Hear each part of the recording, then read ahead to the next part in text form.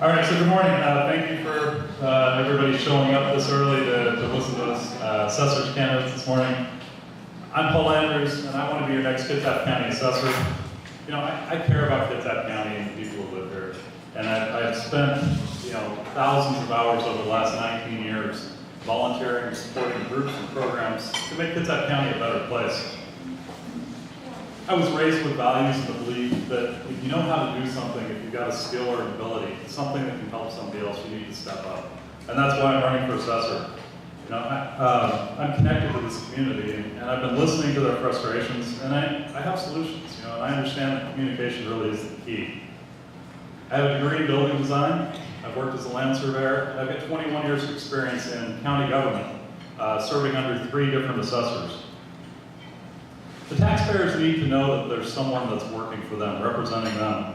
And that's what I'm going to do. I'm going to work hard across this county to make sure that every citizen knows where the assessor is, what the assessor is doing, and what's going on in Kitsap County. I have a vision for the future and a plan to get there. And part of that is giving better, enhancing the tools and the data that is available to the people online, and creating an environment that proactively meets the needs of the public, because technology is our future. I understand the passion that people have for their homes, and as a land surveyor, when I was called, it was always to go represent them in protecting their greatest investment, that asset of their home. In Kitsap County, we have just under 120,000 parcels that the assessor's office manages and maintains value on. And the tools and the systems that we use to assess those properties are different than everybody else, in the state, and they vary greatly across the country. Each jurisdiction does things differently.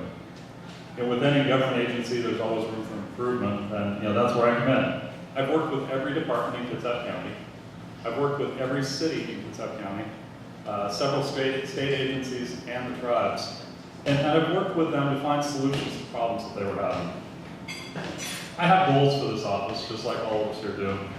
Mine are about community outreach, making sure that the citizens know about the different tax exemption programs that are available. There are programs out there that you don't know that you can take advantage of, and that would really assist you. I want to make sure that we streamline our processes. Take a look at what we're doing, why we're doing it, and then document that. Create a comprehensive valuation standards program, that's countywide for both residential and commercial property, so that everybody knows what to expect. And then finally, I want to make sure that the public is, guaranteed that the public is served at the highest level possible. And that, we provide them with the necessary tools and resources so that they can find answers to the questions they want. Thank you, Paul. All right. Moving on down to our next candidate, who is Phil. Good morning, everybody. My name is Phil Cook. I'm running for Kitsap County Assessor. I too live here in Kitsap County, have for the past 10 years here in Central Kitsap. I am a mortgage loan officer and have been for the past 10 years here within our community, helped thousands of people with their mortgage needs, everything from purchasing their first home to the next home, downsizing, refinancing their homes, and working with them to get through those financial processes. I'm also a property manager here in the county, where I manage multiple different residential properties. And so with that type of experience, I've had the opportunity to see and witness firsthand by my own court some of the challenges that you face when dealing with the assessor's office. I'm one of the unfortunate few that has had to appeal a valuation on a property that I have here in Kitsap, not once but 2 years in a row. I've been successful with that appeal both times. And unfortunately now, after getting my notice of valuation here 2 weeks ago, it looks like I'm going to have to do it for a 3rd year. That tells me that there's a breakdown in the system when our office is not looking at these kinds of reoccurring instances where someone's having to constantly appeal valuation. That tells me that we need to look at how the system's operating. We need to look for improvements in how we can manage the office a little bit more effectively and efficiently.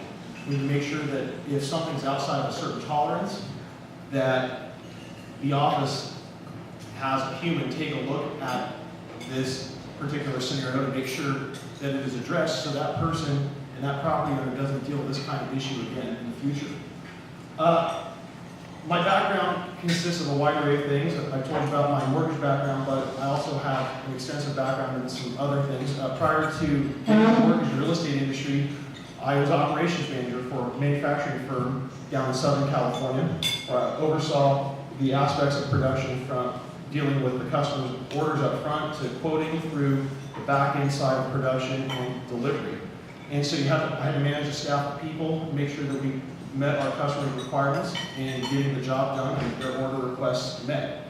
Prior to that, I actually worked for a small city down in California while I was doing my master's degree in public administration. I did my master's degree in public administration because I knew I didn't want to stay in California my entire life, and I wanted an opportunity to be able to get out of there, and I wanted to come up here. Anyway, I'm sure we'll get further into some of this, our details. My name is Phil Cook. I'm running for Kitsap County Assessor. Thank you. Thank you, Phil. And hand it on to Gary. Gary, say. Yeah, if you don't mind, can I sit down and do that? Absolutely, good choice, sir. Appreciate that. Thank everybody for coming. I appreciate you getting up early in the morning to be here at 7:30. Unfortunately, I count about 20 heads in here, not counting the people working here. And I think the room probably handled not twice or three times that many people. I think it's maybe a little bit of a reflection of the position that we're running for relative to some of the more glamorous positions in government. And it's too bad that we had a nice turnout at the League of Women Voters, and nicer to see more people. However, there's 22,000 ballots already back to the auditors at this time, so maybe it's a reflection that people have already made a decision and don't feel the need to come down here and hear what we have to say.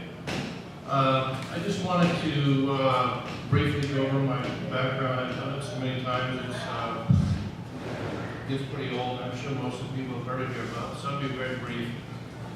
I was born and raised in Seattle, grew up here for about 20 years, 20 years, decided to move to California to go to college, and essentially never returned. Got stuck there. Great opportunities for education, great opportunities for employment. I met my wife down there. So it wasn't until 2.5 years ago that I permanently came back up here, which is where I was born and raised and my extended family lived. And I live on Bainbridge Island. I moved there specifically. I wanted to be close to my parents who are almost my dad's 89, my mom's 85, and I wanted to be close to my next door. They're in Seattle. The schools are great in Bainbridge Island, and so that's where I plan on living the rest of my life. I didn't plan to run to this job. I didn't plan to be going back to work. I became aware of an opportunity to continue to work in the public sector, specifically the assessor's office, a year and a half ago or so, when I discussed Jim Avery's future plans, and he told me he wasn't planning on running for reassessment, or running for re-election as assessor after he will have completed 16 years in that position. I worked for the San Diego County Assessor's Office from 1997 to 2004. Our 2012 put in 15 years there. Worked my way up as from appraiser to division chief in that 15 years. Managed a large office, about 12 to 15 times the size of the office here in Port Orchard, or in Kitsap, depending on how you measure it. But my background is, I've done this job. I essentially acted on behalf of the San Diego County Assessor in many capacities, and I am the most experienced candidate here today. Thank you. And please, John, you're next. Sure. Well, I can actually stand up. So, again, my name is Sean Smith. I'm running for Kitsap County Assessor. You probably all had an opportunity to read the voters' pamphlets, so for me to give you a whole big background on how a lot of those things would be a little redundant. I'd like to try and share a little bit about what I've done in my career that I couldn't fit into the 250 words we were allowed to put in. Obviously, my background is 30 years of management, 20 years in real estate. I've been a mortgage broker. I've owned mortgage companies. I've had my own mortgage banking company for the last 20 years. I hire loan officers, similar to Mr. Cook. Most of my own loan officers are all licensed folks. I have offices in Florida, California, headquartered at Port Orchard. During my career, when I started this mortgage company 20 years ago, I also started a real estate company at the same time. I spent 4 years building that company, built it up, we got to in excess of $1 million in commission revenue, and I sold it. Concentrate on my mortgage company primarily because my daughter. It was time, my wife and I had decided we wanted to have another child. We made a deal, that was the deal. Because real estate is a 7-day-a-week, almost 24-hour-a-day job. So mortgage banking was not. So we made that transition. During my career, when I built the company, the premise was to do more with less, and very similar to what Mr. Avery's done with his office. Using technology everywhere you can, make it as efficient as you can. With my mortgage company, we do more loans per person, per staff, than any other comparable company. Why? Because of the way that I designed it and built it from the ground up. I used technology, specialized software that I had written specifically for us. How does all this relate to the assessor's office? Well, again, I look at thousands of appraisals every year. Real estate has been my life. I started it when I was going to college. I had an opportunity to go work for a bank. My career started in the file room. The file room with no windows, in the basement. And since then, I've worked every job in that industry from the bottom to the top. So now again, I sit in the boardroom, yes I do, but I earned every step of it. And because of that, I'm humble in what I've learned. It's a career that I need to, an experience I can share with people. And the office does a great job. The assessor's office, the staff there is the most dedicated group of people you'll ever see. They do an outstanding job. And I believe I can help them move on and improve. Thank you. All right, so now we move on to our question and answer period of the morning, and which again, you'll have 1 minute to answer the question, and the blue sign will come up and you have 10 seconds left. Since we began the introductions with Paul, we'll begin. First question actually goes to Phil. Can we pass the microphone down to Phil, please? And so this is a warm-up question. This will give you an opportunity to get an idea how it feels to have 1 minute to answer your question. Question is, how important is your formal education to this job?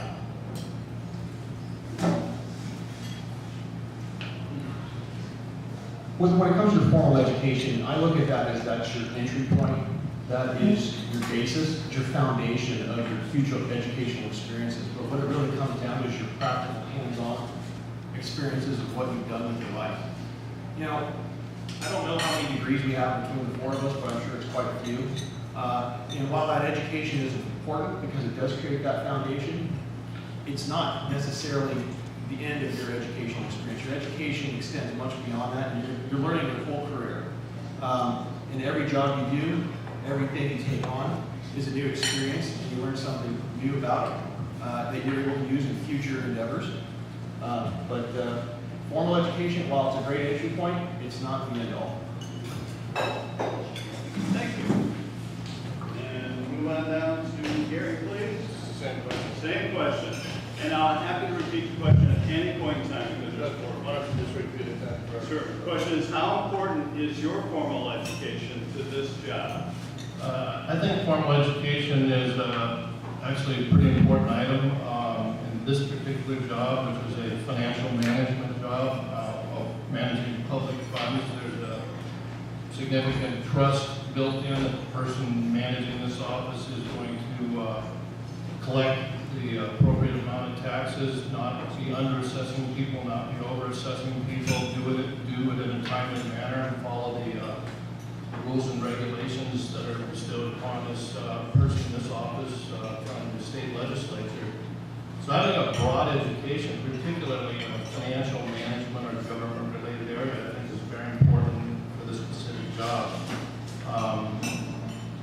I think a broad education gives an understanding of how things are financed, how things, at least in the financial area, how things are funded, how governments work, what the requirements are, what government delivers. And I think part of education helps you understand that.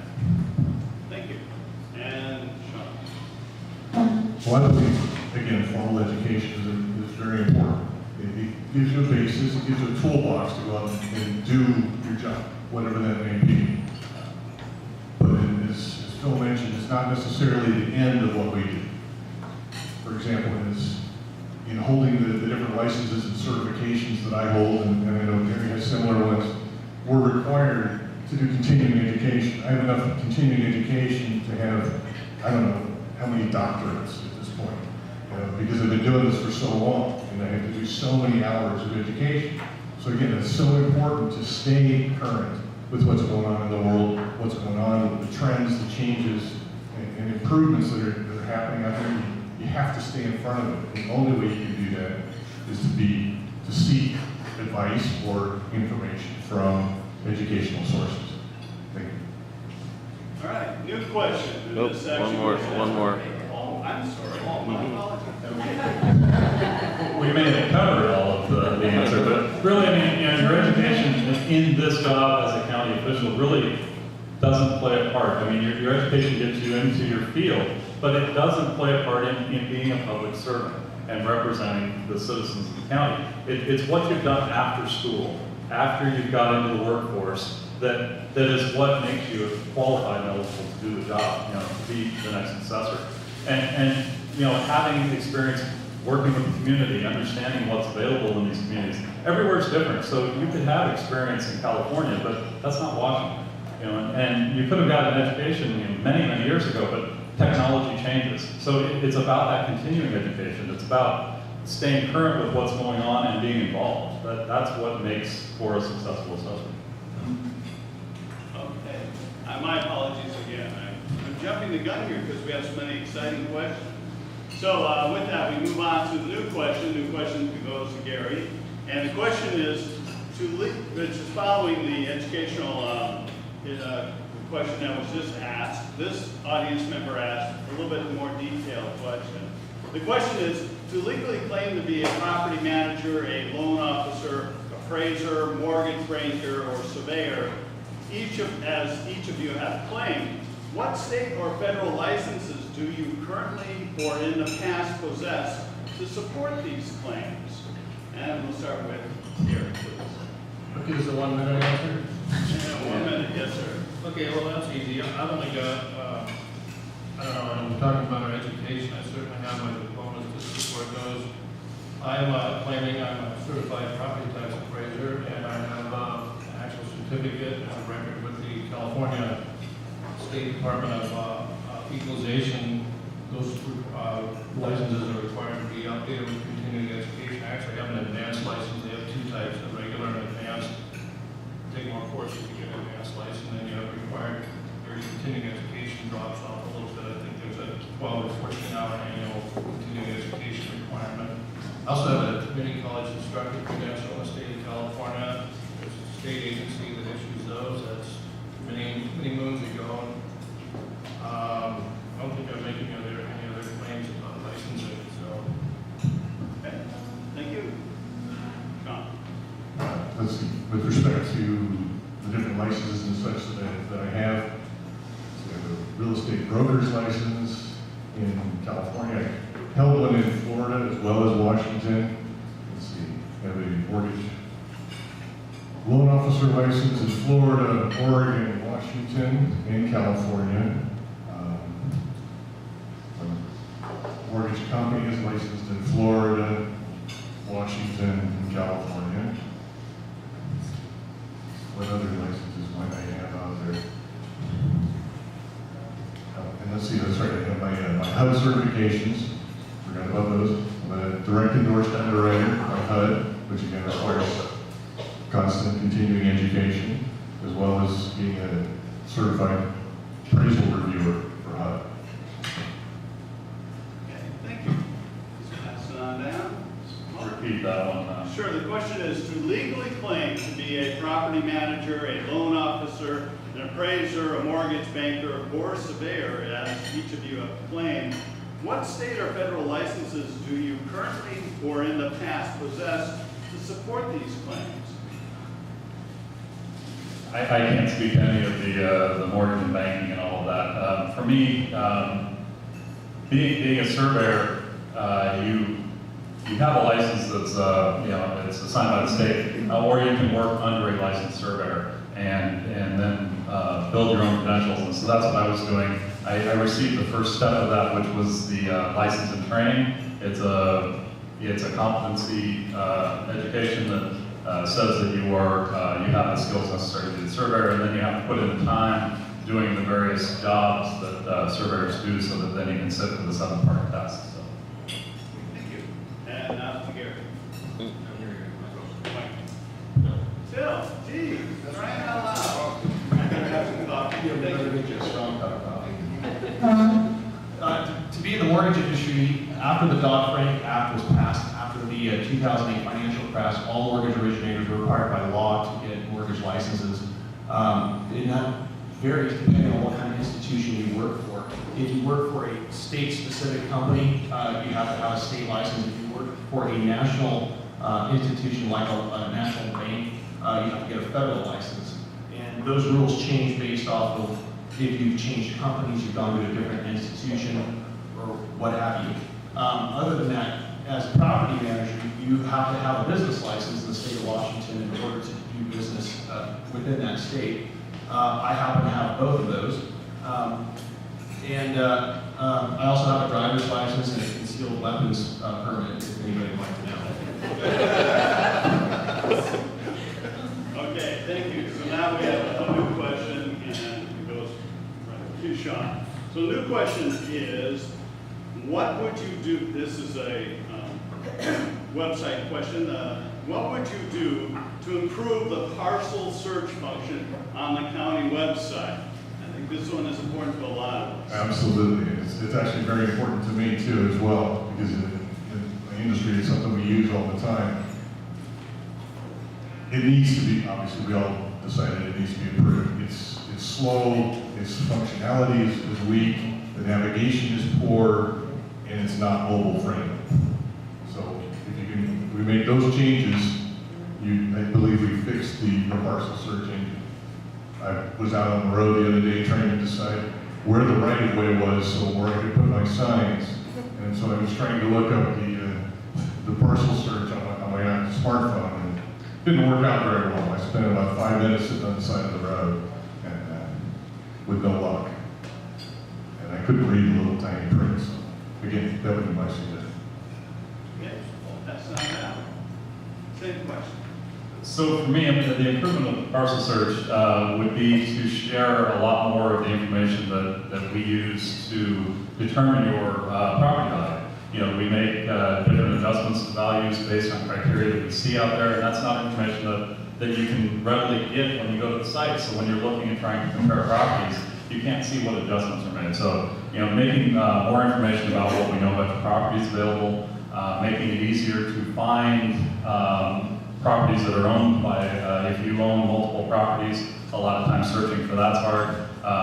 You know, validating a lot of the information, looking at how the value changes happen from year to year and seeing the differences, because everybody wants to know, well, why did I go up or down? But, you know, to look and determine how you compare it to your neighborhood and all that is something that I would also make more available, you know, so that you could find the answers to the questions that you're looking for. Thank you.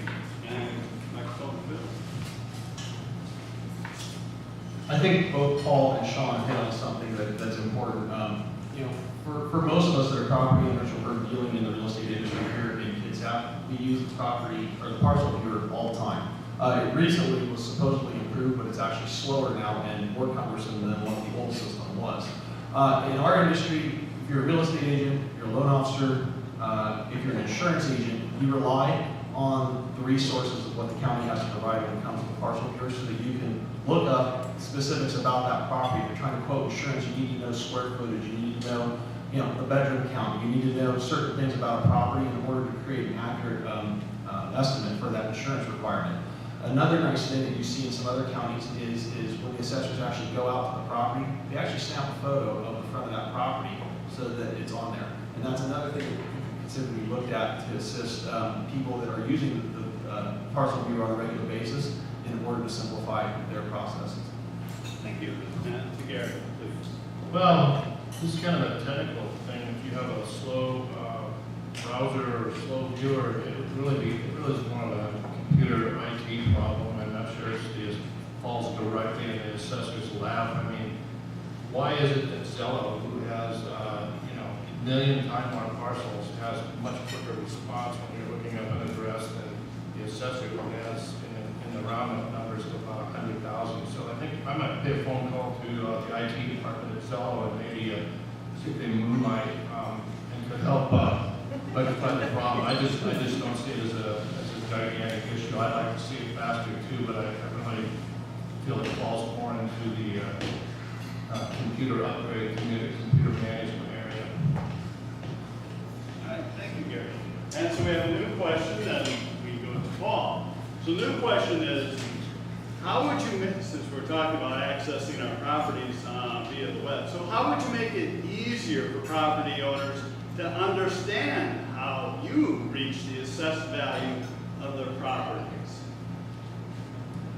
So for me, to make it easier to understand would be first to make sure that they understand what we're looking at, the criteria that we use to determine that value, and then make that information available to them so that they can see how it applies and how it relates to the adjacent properties and other properties in their comparable area.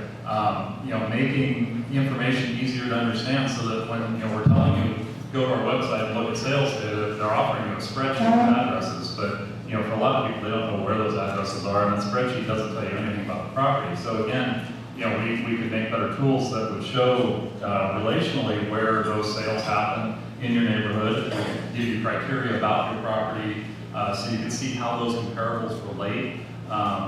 It's about educating. So I found that most people just don't understand, what we look at, and the fact that we're a year behind in our assessed value versus what you're actually seeing in sales. So making sure they understand the whole process. Thank you. Same question. Sure, happy to. It is, how would you make it easier for property owners to understand how you reach the assessed value of their properties once they get onto the website? So one of the biggest challenges that I find when you deal with property owners here in our community is just that lack of understanding of where the valuations came from. So there's a multitude of things we could actually do from the assessor's office that would improve that process. First off, it's a piece of mail that comes out every year in July if you notice a value change. Probably 95% of our property owners, they get that piece of information and it shows what their value is for the current year and what it's going to be for the following year, and that's it. Well, it doesn't provide the why and the how we determine those valuations and why your value has changed. So you could improve that process right there, and that would alleviate a lot of the problems, a lot of questions that the average property owner has. Then when it comes to the website, what you do is you could actually take that same information, incorporate it into the website when someone actually does a parcel search, so that they can see what's on there, what comps are being used by the assessor's office, as well as you can provide trends through graphs and so forth of what's going on in specific areas to show what the valuations are doing at any given time. Thank you. And on to Gary, please. Same question. Yeah, at the end of the question is probably more important. Can you repeat that question one more time? Sure. The question is, how would you make it easier for property owners to understand how you reach the assessed value of their properties? This is kind of, I guess, an education thing. I know some of us on this board have talked about town meetings and public education, but I think this is kind of the kind of thing where it's almost having an event and maybe semi-regular basis, and then people that are interested could attend that. You can certainly put out some materials in writing. You can certainly put out a pull-down tab on a website if you want to this stuff, but I'm not sure how big a demand that is. The four of us just got some information yesterday from Mr. Avery. They put out 90,000 valuation notices 3 weeks ago. They've got 60 appeals, 61 appeals, I think is the correct answer on that, in 30 days. And they've got, actually 3 weeks, they've got another 5 weeks to file those appeals. But even if 5 weeks went by, I actually emailed Jim Avery back, and he said my estimate is 150 to 180 appeals on 90,000 assessment notices. That's a pretty small number. Thank you, Gary. And Sean. But off the website, website, you should be able to see a statistical answer on how your property is assessed. When mass appraisals are done, each amenity of the property is given a value, some sort of statistical value. Let's talk about views, right? Views are rated from a 5 to a 0, and quality of construction is 5 to a 0, those types of things. And so when a property's being assessed, those valuation numbers are what's used to really come up with a calculation of how your property compares to the property next door or the one that's sold down the street. So if we give you that information and the legend that tells you what it is, again, as Garry mentioned, it's all education. So if we can provide you that information, I believe it would answer a lot more questions that people may have. Great. Okay, so now we go to a new question, it actually goes to Phil. And the new question is even going a little bit more specific on the assessment piece, is do you think the property tax benefits for seniors are working okay, or should they be changed? Bill? So there's actually two programs for seniors with the Kitsap County that are provided by the state. There's the senior exemption, and then there's also the deferral. Both programs have their place, and both programs are utilized in different ways. With the exemption program, that's actually set out in the state law of what those criteria are for those exemptions, and they're implemented by the local counties. The one challenge that I would say that I have seen is that the threshold for the exemption has not changed. The income threshold on that exemption has not changed since 2005 when it went into place. What we ought to do is perhaps tie it to something like the CPI index, the Consumer Price Index, which is what the state uses as a tool to determine what the minimum wage should be every January. It's basically the rate of inflation. So if we tie the senior exemption to the CPI, at least that would correlate with the rate of inflation that the state uses for minimum wage. Thank you, Phil. Same question goes to Garry, please. I'm the only candidate sitting here who actually carved out some time on my 200-word voter pamphlet statement to address this issue. I didn't use a lot of words, maybe 12 or 14, but it's an important issue. I brought this issue to the attention of the Democratic Central Committee meeting. I actually forego my entire 2 minutes of speaking down there that evening to talk about the importance of this issue. This was back in, I believe it was April 21st. The next day, our campaign put out a press release on this issue, sent it to 9 or 10 media outlets. This hasn't been adjusted since 2004, last time. Prior to that, 1995. And it does need to be coded. And I've talked to Mr. Avery about this, and the consensus with the other assessors in the state is there's other lower level income communities on that eastern side of the state, and they of course want to claim that this is going to have revenue devastation in their particular areas. But that's another issue. Thank you. Garry and Sean, same question. Right, well, I agree. The senior exemption ceiling, both for the exemptions and the deferral, is too low.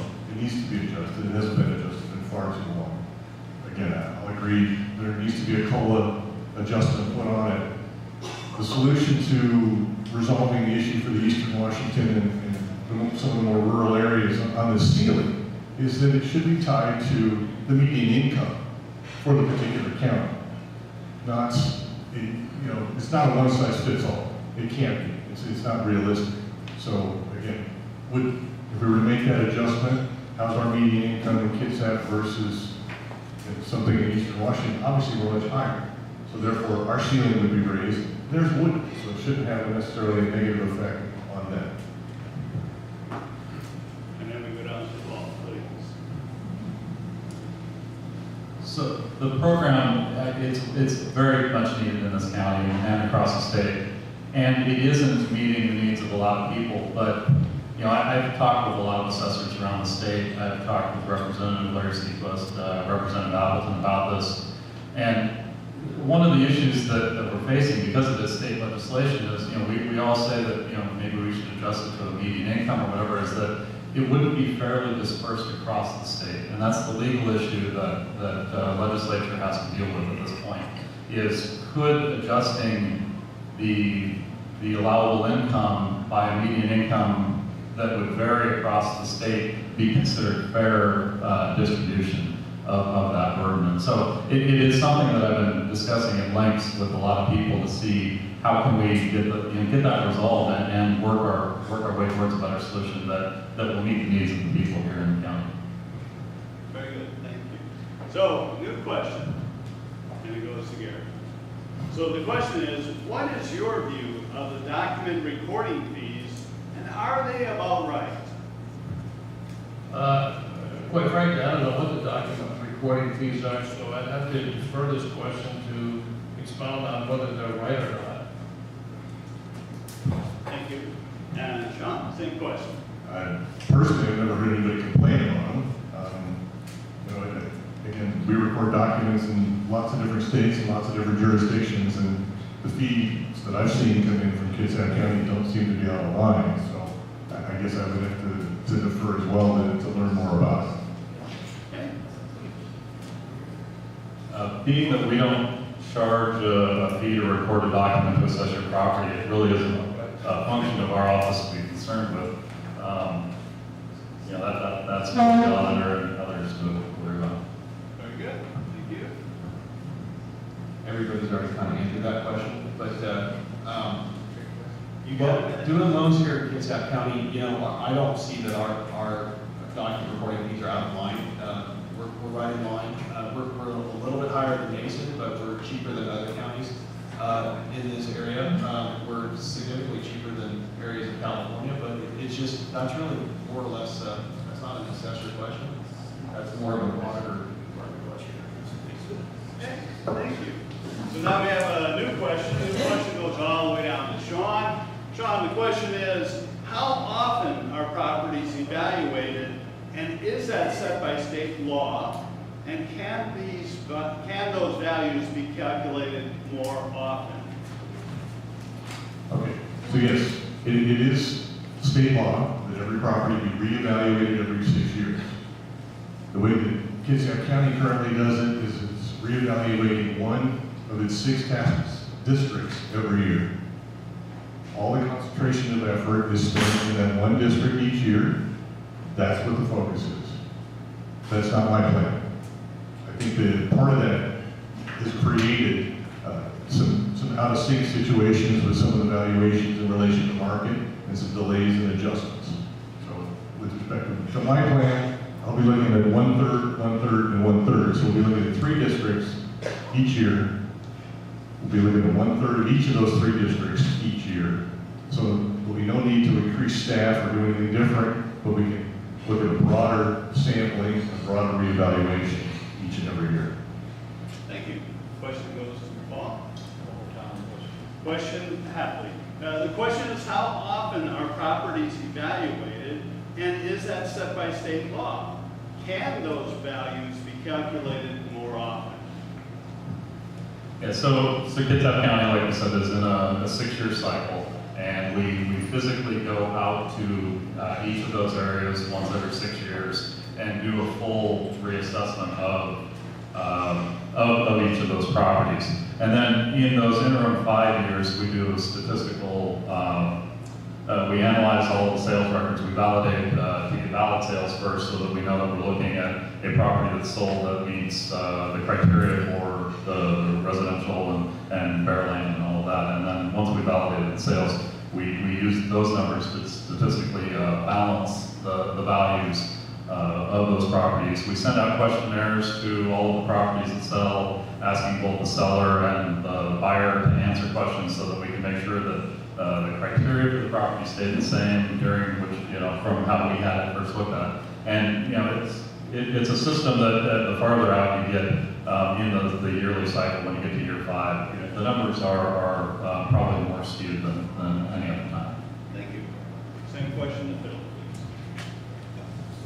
So basically, the other candidates hit the basics of how the process works, but they are physically reassessed every 6 years, and they do use statistical analysis in those off years when they're not physically on site inspecting the property.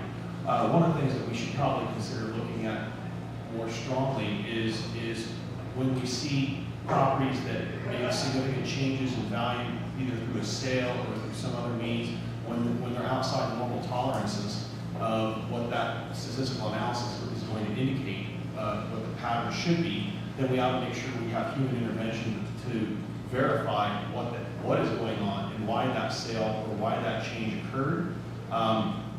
Perhaps that also includes taking someone and having them actually go out physically to the property and take a re-inspection of it outside of that given time frame.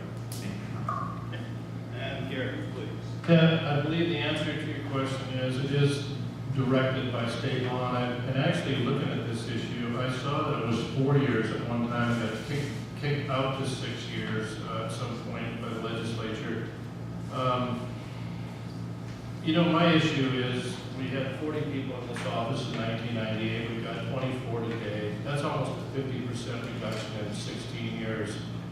And that probably parallels some other county agencies in terms of what happened to us in the mid-2000s with the economic turndown. So we have to be a little bit careful about what the expectations are when we have limited resources and constraints on us. And I believe the 6-year thing seems to be working. I tend to agree with, I guess it was Phil that last said it. If there's an exception, assessors certainly not prevented from going and looking at properties that are out of cycle or if there's a need for them to be looked at.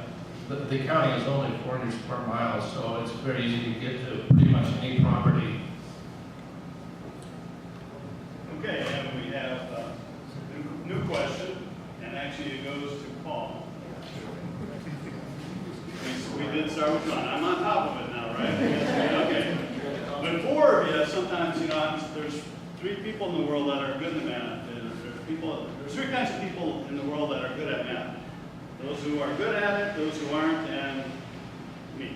So, what kind of changes, Paul, if any, would you like to see in the future for the assessor's office? What changes, if any, would you like to see in the future for the assessor's office?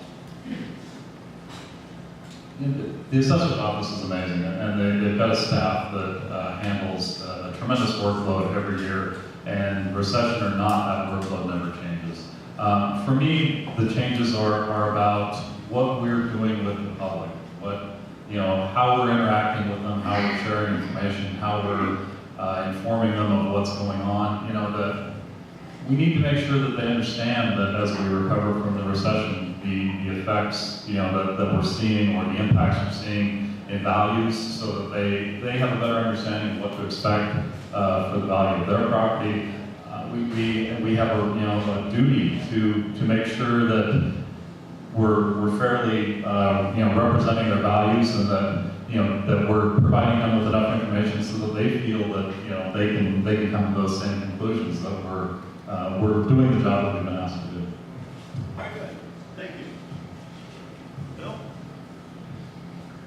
Changes to the office, as Paul's hit on, it is a fantastic staff. They do have limited resources, and they do a great job. We have 117,000 tax parcels plus another over 5,000 parcels that you have, or real property you have to look at and assess that property every year. I think the big thing that's really important here is the customer service piece.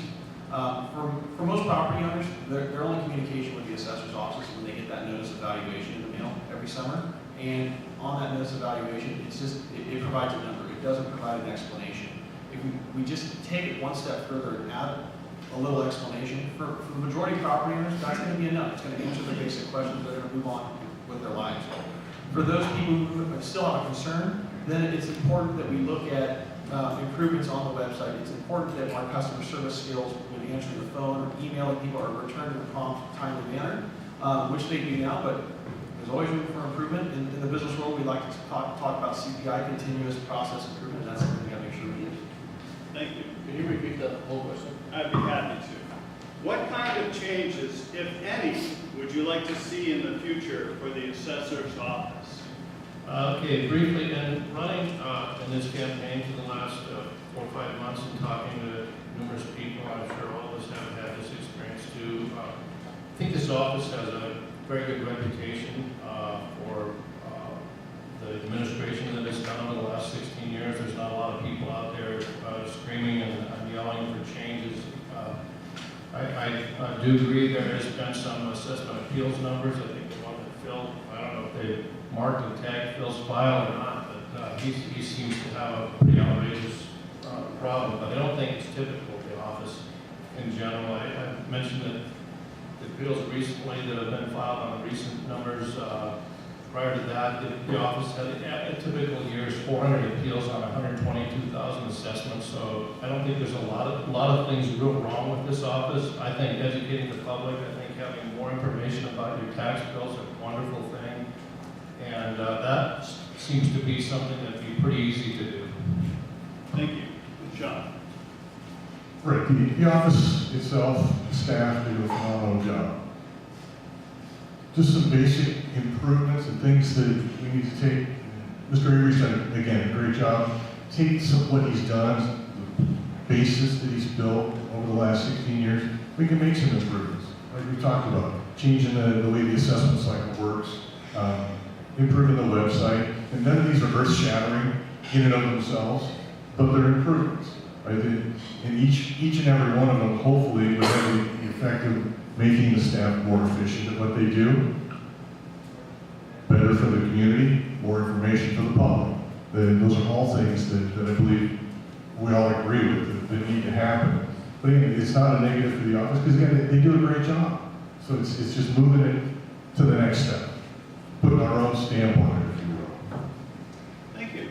All right, so now we move on to actually the last question, given our time. I promised to have you all out here by 8:30-ish. And the question is a three-part question. And we can start with Phil. The question is, have you ever appealed a property assessment? What was the outcome? And what would you like to see change, if anything? Three-part question, happy to repeat it at any point. Do we get 3 minutes then, since this is the question? This is just your calendar. I mean, So you're saying 20 seconds question. Okay.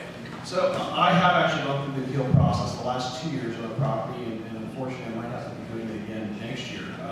I've been successful both times in the past, and my biggest frustration with the process was what to expect during the appeal process, and coming out of it when the staff attorney tells me that I'm going to win my argument because the assessor's office has a challenging time assessing this particular property because it's somewhat unique, but it's not that unique. That tells me we have a concern there, and we have issues that we need to address in order to make sure that this doesn't happen to other people. As for changes, that right there, we need to make sure that other people aren't going through the same things that I've gone through. And, we're talking about 61 people so far are wanting to appeal this year. Last year, or this year, it was 220 based off last year. Everybody has the right to appeal their property. We just have to make sure that we're doing it correctly and try to reduce those as best we can. Thank you. And Phil, and to Gary? The answer is yes, I have filed an appeal with this office. I got my notice of assessment on my home a couple of months after I moved here, and it was considerably higher than what the purchase price was. And I sent a copy of my paperwork, and they asked me to file an appeal, and I filed an appeal. I lost that appeal to hearing and filed an appeal with the state. That time, that's how I actually met Mr. Avery. He called me, and we agreed to a solution to my appeal, and it was done through stipulation, which is typical, which was basically what I paid for the house. So that's the appeal, that's the outcome. As far as changes go, I think that's one process in the office that works pretty well, with the exception of Phil Cook's.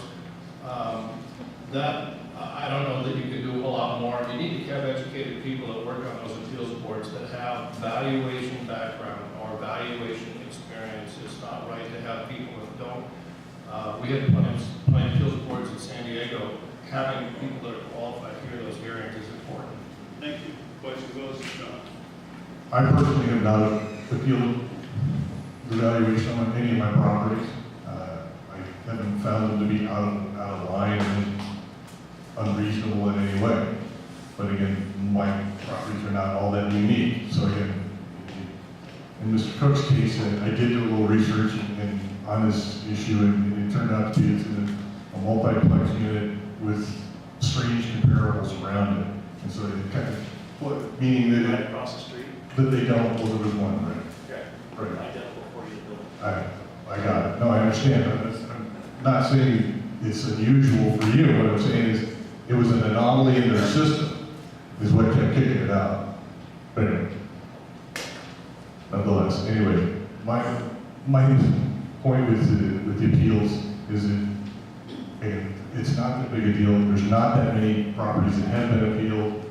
Most people are happy with their assessments. I'll put in a preliminary appeal review that will allow us people to have a question to get the data and information that they need. Thank you. And down to Paul. Same question.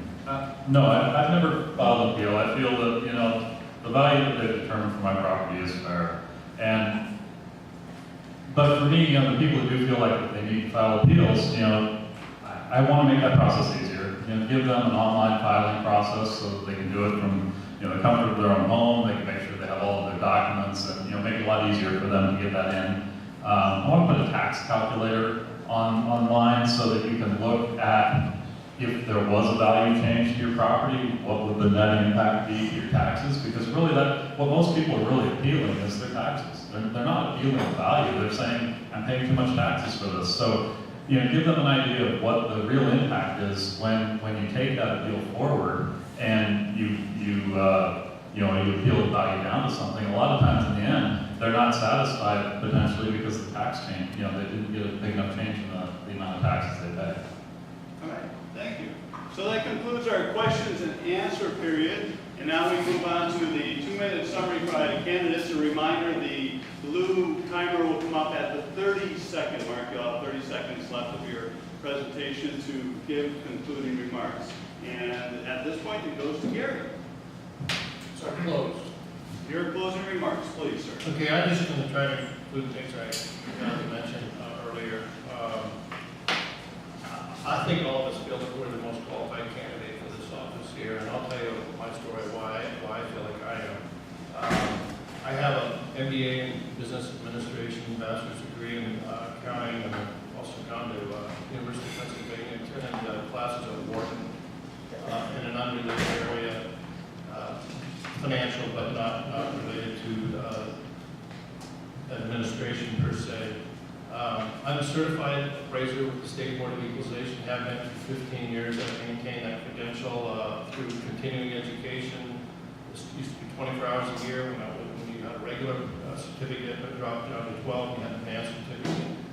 I've sat through literally 1,000 or more assessment appeal hearings in my career. Not all those cases were mine, but I was at boards listening to cases in front of mine before mine came up. I managed appraisers, both evaluating property and doing appeals.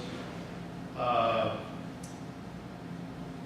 was also elected by the county employees in San Diego to the San Diego County Retirement Board in 2004. I served 3 years there, or 3 terms there, totaling about 8 years. Was elected by my coworkers. I was actually the board chairman of that board. That board today is I just got my statement the other day, is $9.8 billion in assets under management. Tremendous responsibility bestowed upon myself, handling and managing public dollars and investing them wisely and being accountable to the public for decisions that we made. I feel like I'm clearly the person on this board, this panel today, that has the most qualifications to assume the duties of the assessor for Kitsap County this fall. Thank you. John? In this race that we have here, you know, we have a lot of rhetoric, some different statements being made. I believe that I'm the real thing. You can look at my resume. There's nothing on there that anybody can question. It is what it is. I've worked hard over my 30 years. I've done a lot of great things, and I've been blessed to be able to do a lot of great things. It's with that experience and that knowledge and that vision that I've had over these years and gained that I want to bring to this office. I don't believe some of the other folks on this panel have or could say what they put out to the public is real. It's exaggerated, it's embellished, and then you, the voter, don't deserve that. You deserve exactly to get what you want. You want somebody in this office that is honest, trustworthy, has integrity beyond reproach, period. Nothing less. Because your family, your livelihood, your most valued asset, your real estate property, we have in our hands. Really. And that's a big task, and it's a big thing to understand. I've been an invited speaker to the Assessors Conference for the last 3 years. They bring me in as an expert. They bring me in to talk to the assessors. They come from Idaho, Washington, Arizona, all over. I provide them information that they take away, that they go and use in their offices. The assessors and the appraisers use it in their reports. I talk about the trends, the directions, things like that, that not everybody has the ability to do. So again, I see this office as one that is an outstanding portion of our community and piece of our community. I believe I'm the right candidate for the job. Thank you. Thank you. Mike, Dan? And Paul, please. Well, I didn't just wake up one morning and decide that I wanted to be the assessor. This is the position I've known that I wanted for the last 12 years.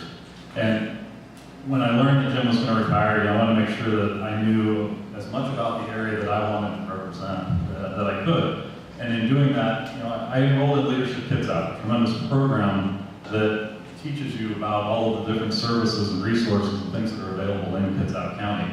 I graduated from that in June. I also began talking regularly with other assessors around the state, to understand the issues that they were dealing with. And I was the only candidate here that attended the State Assessors Conference this year. Your next assessor needs to be a leader and a technologist, and these are qualifications that I bring to you. I have public and private management and technology experience, and that experience is necessary to be successful in this job, and I'll be successful representing you. I'm recognized and respected as Kitsap County's land authority for the assessor's office, and I've worked with every department in the county, also every city, the state agencies and the tribes. I have put in time here in this county, and I know what's going on around here. Technology does play a big part in our future, and it plays a big part in the assessor's office. And one of the things I'm most proud of is that I built an application that the assessors use on their tablets. They take them out in the field, and it helps them do their job. They can see the properties, they can see the attributes, they can understand what they're looking at. They tell me it's the most significant improvement that they've seen in their job in years. The assessor is the eyes and ears for what is going on in Kitsap County in the land business, and really should be a voice for the people. And I look forward to being an advocate for you. I have experience where it really matters, and I'm ready for this job. Thank you. Thank you. Concluding, please.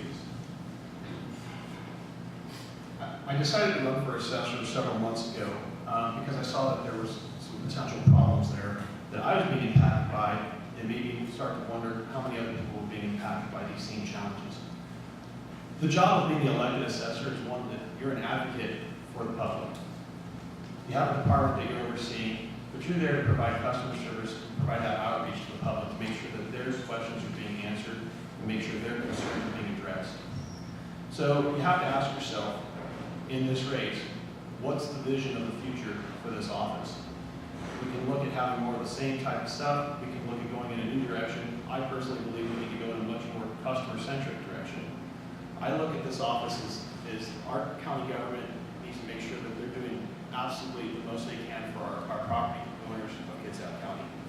And as the next assessor, I'm going to make sure that I'm fighting for the average property owner every day to make sure that they're getting the communication and getting their questions answered about how their properties are being assessed. We're going to look at holding town halls throughout the community so that those questions can be answered hands-on. We're going to invite people to the office, and people will have my personal cell phone number if they have questions. The reason they're going to have that access is because that's how you have to do it in the private sector when you're trying to sell mortgages or you're selling real estate or whatever item you're trying to provide. It all comes down to customer service. So how do we improve the process to make sure that the customers, the property owners in Kitsap County, are as pleased with their government as possible, and that therefore alleviate some of the stresses that they have to deal with internally when they have displeased customers. Thank you. All right, so that concludes our summary by our candidates. I have two quick things for you. Number one is a reminder that next August 5th, we're having the District 35th State Representatives will be here. Second thing is to let you know that as if this was good enough and real, you can actually see the same, this has been recorded and it's on the Facebook page of the Bremerton Chamber of Commerce. So usually we have two, maybe 100 or several hundred times folks will come clip in and catch the presentations. So that concludes today's eggs and issues, and let's give the candidates here a round of applause. We appreciate it.